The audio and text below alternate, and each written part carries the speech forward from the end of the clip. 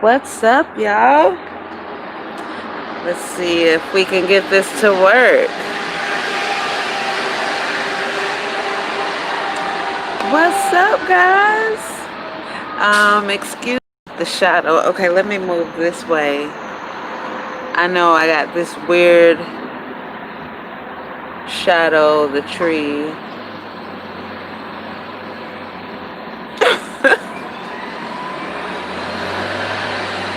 See, so when I sit back, I get this shadow in my face. Okay. And I don't want to get like a big gust of wind, y'all. I'm really testing. Forgive me for being late. For some reason, nowadays, one of my young roommates want to come in the room and do all kind of shit at 5. Whereas before, she would take her shower before 3, or at least at 3, because that's, when her man comes home. But now, shit's changed. So, here we are.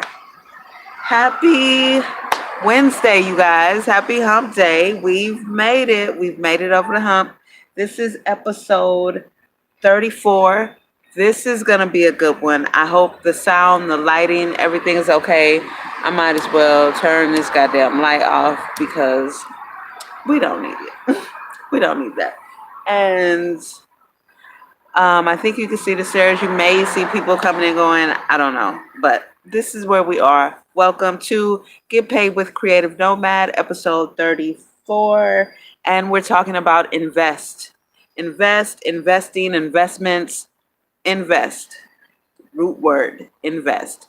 The best and the biggest return on investment is investing in yourself. That is the absolute best and the absolute biggest return you're going to get on your investment. On any investment will be investing in yourself. If you decide to get into whatever, you decide, okay, I'm going to do it. I'm going to go for it. I'm going to bet on me.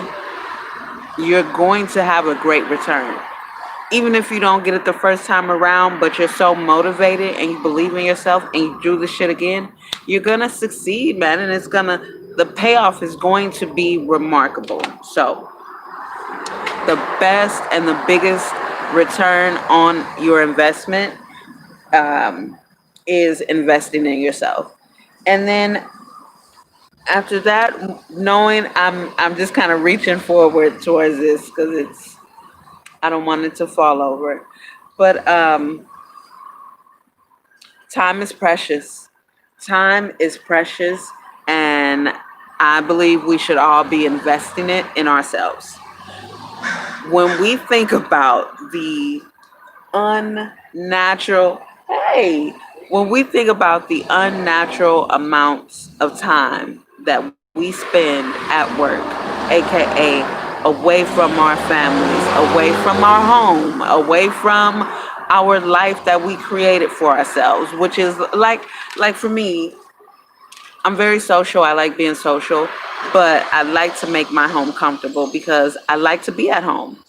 I wouldn't consider myself a homebody because I'm very spontaneous and I do like to get up and go. I like to be gone, but I like to be at home. I create my home space, a type of space that when I'm away, I'm ready to get home. I'm looking forward to being at home. If I'm not like out having the time of my life, I'm ready to be at home. Not just because it's home, but because my home is comfortable for me. You know what I mean? Obviously not co-living, but mentally, psychologically, yes, my home is very comfortable. So I'm always ready to be at home. But investing time in yourself. We spend so much time away from ourselves, our family, our homes, that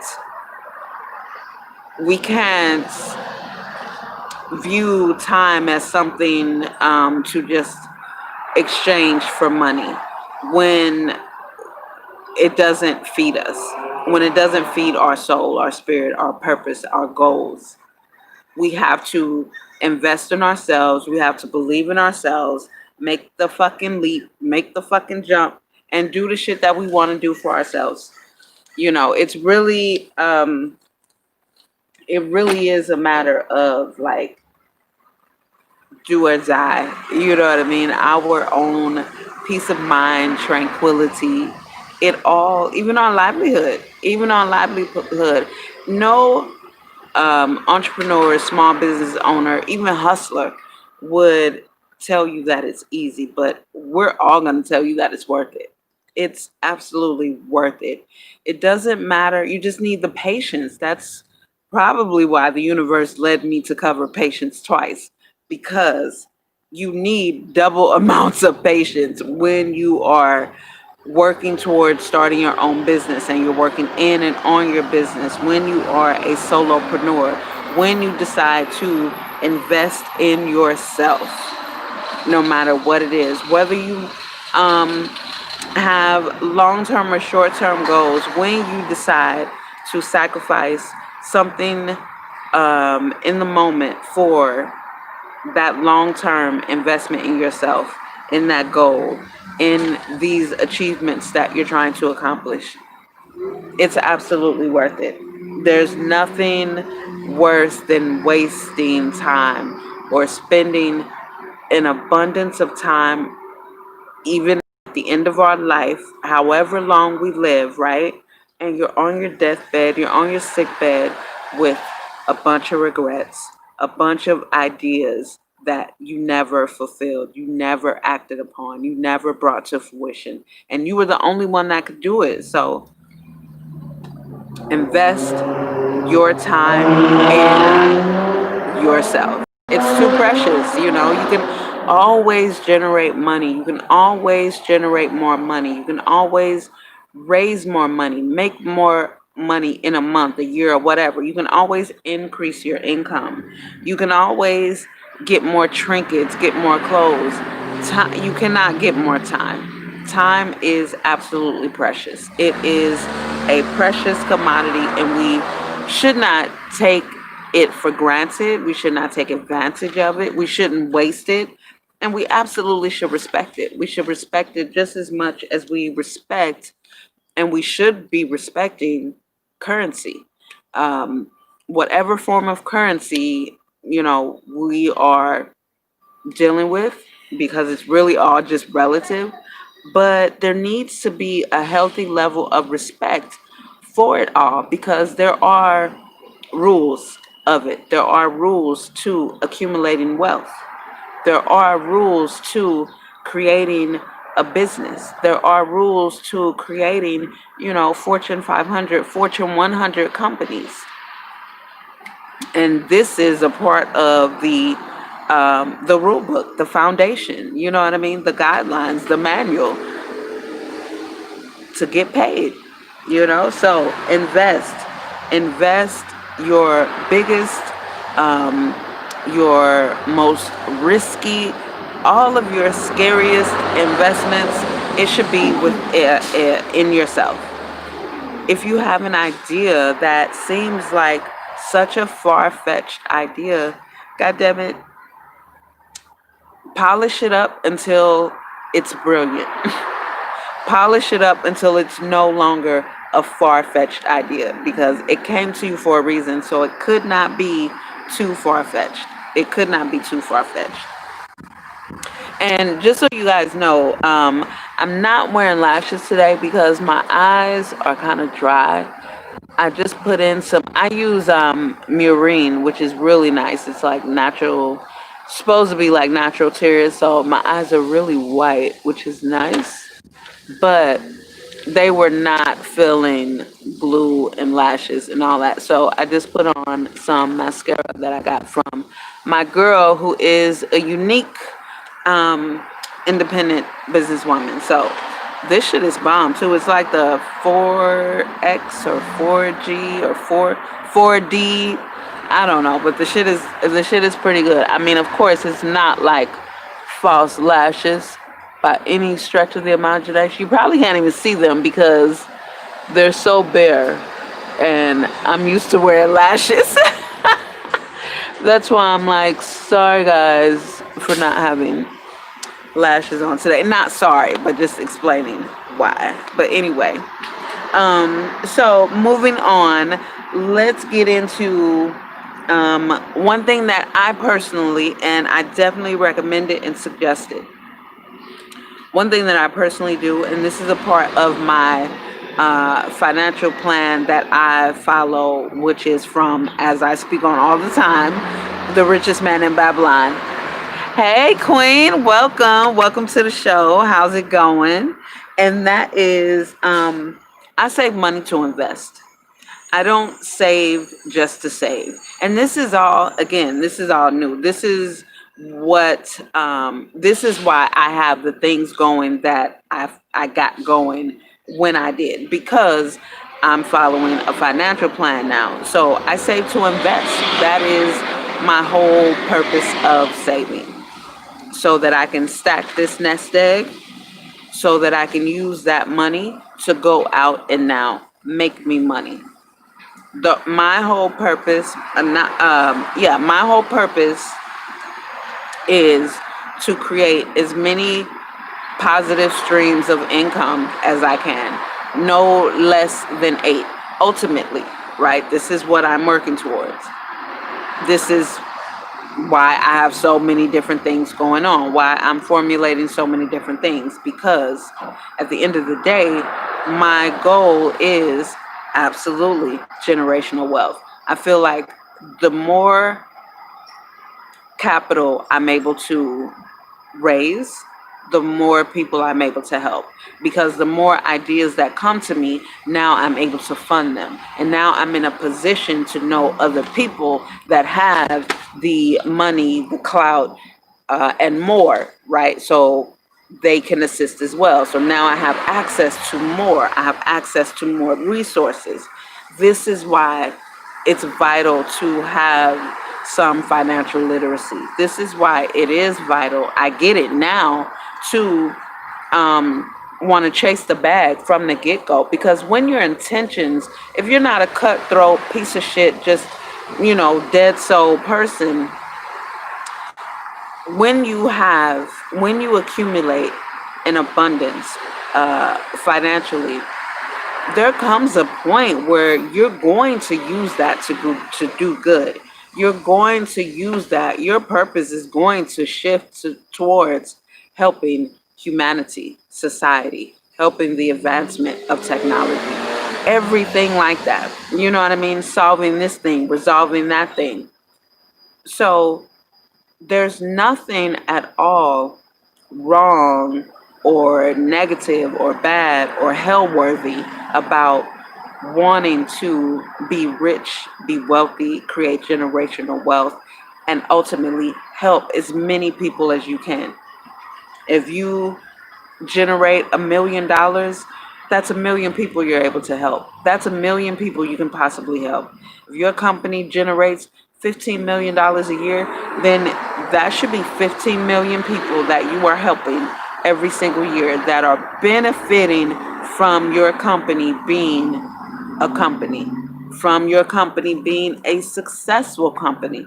This is my purpose. This is my goal, because although my and I'm even thinking about how my transitional housing women's shelter can be for profit. That's actually what I'm thinking about as well, because I want all of this to be able to benefit the women, and I don't know if that would be best as a nonprofit, but I think it's too many strings, go along with that. I really wanted to be a private for profit transitional housing for women. So with that type of investment, I need to make sure that I am following a financial plan, saving for that purpose to invest, making sure I'm associating with the right type of people, the right people to help make this happen, right? So I save money to invest, to create.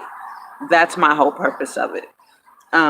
Saving just to save, just to have an accumulation of money, there's no point in that because it's really useless. The value of the US dollar fluctuates and depreciates, and there's really no use in just stockpiling money. You want to be liquid, but you want to be constantly growing and building. You want it to be a flow. You want the money that you accumulate to send it back out there to now make more money. And from that, like I spoke about before, from now that source of income, you save 10% of that. 10% of that is yours to keep. Now, from that, you can choose to do whatever, reinvest it in yet another stream of income that's now going out, now making money for you. So this company over here, let's say this company, you build it and grow it to where it generates. Now let's talk regular numbers, right? Let's talk starting off numbers. You starting off, and let's say within the first, let's say 5 years, right? No, let's say 3 years. No, I like five.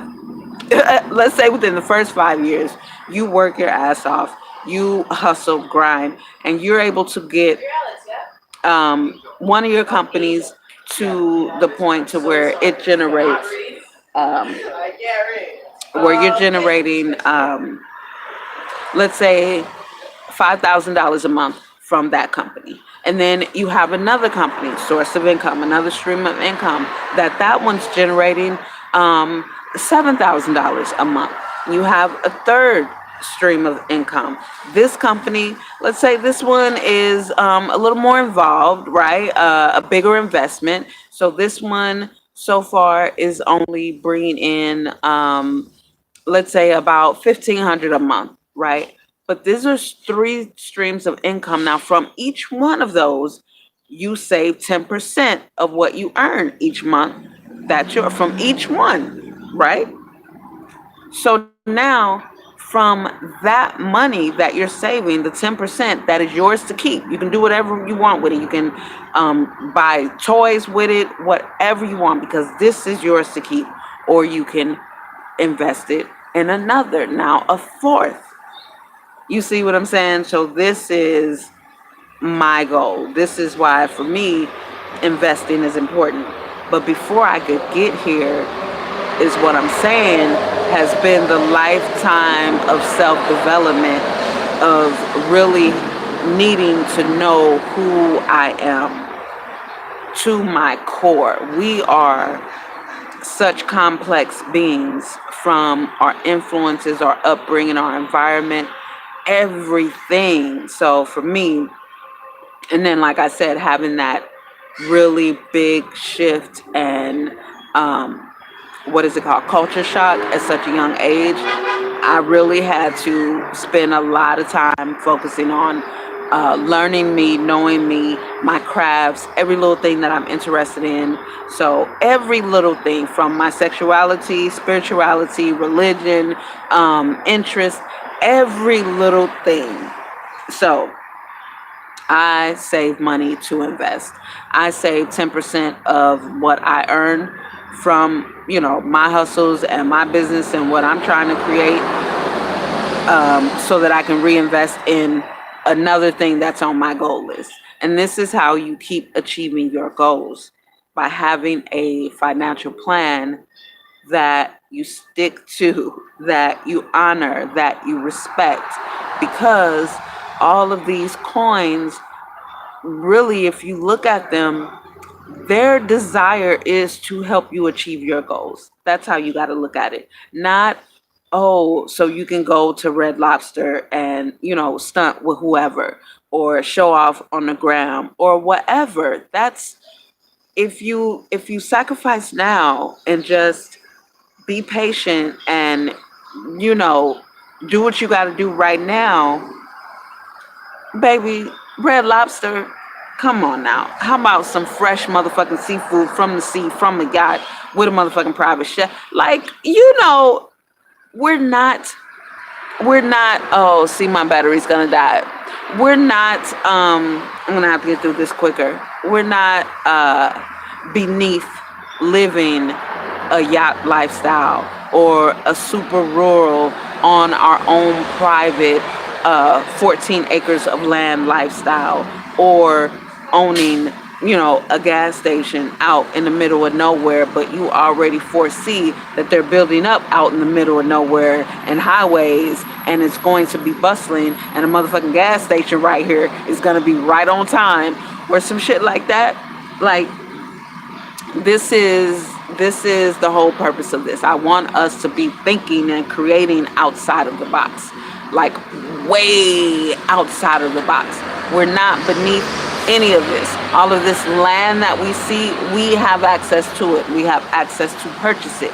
All of these different things that can be around for hundreds of years. You know what I'm saying? We have access to get in on that.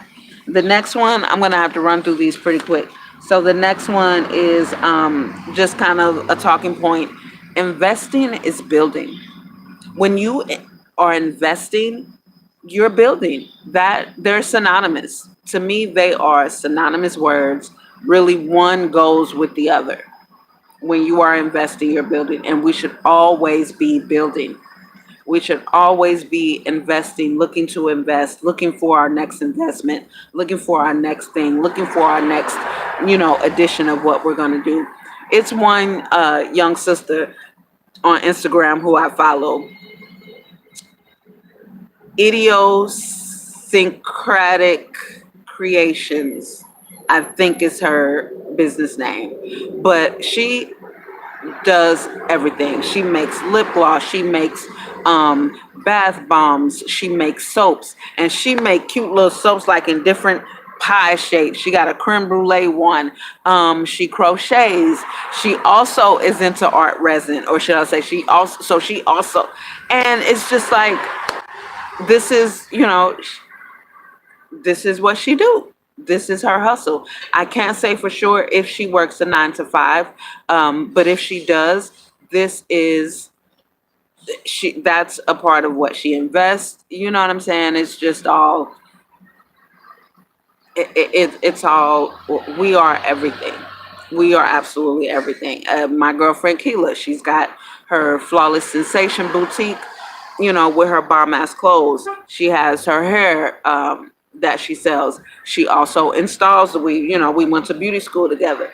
And and she's got she just bought a house and put on Airbnb in Texas, I believe. So she's got that. Her salon that she bought in Minnesota in Brooklyn Center, since now she lives in Houston. She just moved to Houston, like just moved, I want to say last month. She didn't want to, she was trying to sell that didn't work, and she was thinking about what she could do. She ended up turning it into 4 suites. So now her salon, that was her independent salon, freestanding salon, she turned it, broke it down into 4 suites, and now they're all rented out, and that is a stream of income. So you see, we don't have to try and put ourselves into one niche, or we are a business. That's why they attached a social security number to us, right? That's why our business needs to have a social security number, an EIN, right? We being a business, that's why they attach a social security number to us. That is our business. Your business can be Shalanda Elise Creations. That's my name, Shalanda Elise. It can be just that. Or the woman I follow on YouTube, Sue Finley Designs. That's it. She's the business. We are the business. So when you are investing, you are building. And like we started the segment, this episode, the best and biggest return on your investment is the one that you put into yourself. Invest in yourself. So moving on, again, just talking points about what I do. I don't want anyone to feel like I'm demanding or forcing any information on you. I'm just really just sharing, trying to encourage and inspire. And so for me, and it's really true, my biggest risk are taking on myself. Those are my biggest risk. Hello, welcome, thank you. Yeah, my my biggest risks are taking on myself. Like, purchasing my product, like uprooting my whole livelihood, business, leaving everything, my customers, my clients, my apartment, everything I'd known, and moving across the country. That was a risk I took for me, strictly for me. Who'd you move here for? Me. Why'd you move? My decision. It was a risk I took for me to decide, when I did in 2009 or 10, 2009, that I'm going to be a freelance makeup artist. I'm not going to get another job. I'm going to be an independent freelance makeup artist. You know what I'm saying? And bet on me and see if I can do it. Not see if I can do it, see how long I'm willing to do it. You know what I mean? So my biggest risk have always been taken on myself. Not for a job, not for a company, any fucking thing. Always just for numero uno. And then, so here's really, and we're gonna end it here because, like I said, my battery is low. Um, the wealthy invest and take risks, high risks, and the poor struggle. And we're taught to avoid both risk and investment. We're taught all of the, like I said, 85%, whatever the percentage of people that do not achieve high levels of success, um, are taught to. Am I am I dying? Did I just die, you guys?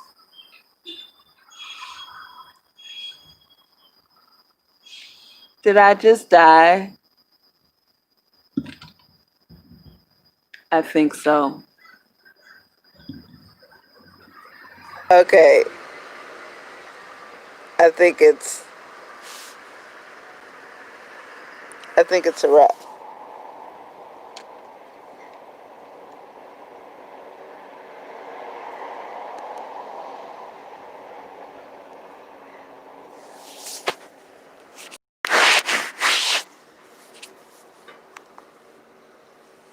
Okay, so am I still live? Sorry, guys. So it looks like I'm gonna have to end because I'm at like 4% battery life. Oh, sorry. I think I'm okay.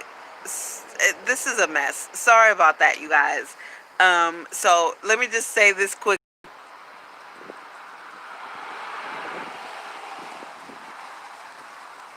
Okay. My battery is dying. I'm at 4%, and as you see, I'm outside. So, I was at my last talking point, so I'm gonna wrap it up, you guys. Come back for the next episode. And what I was saying is, the wealthy invest and take risk, and people that live below the poverty line, who never achieve high levels of success, are taught to avoid risk and avoid investing. No, that's not what we do. We invest, we take risk, okay? We learn, we analyze, we do better the next time around, but we definitely take risk. We invest, and you guys, we live our best life. We do what we want when we want, and this should be our goal. This should be what we're working towards. So thank you guys so much for tuning in. I do apologize for this episode. I hope you were able to get something out of it. I did hit all of my talking points. Um, and I'll see you guys back here tomorrow. Have a great afternoon. Have a great evening. Sleep well. Take care of yourselves. Love for one another. And I'll see you guys tomorrow.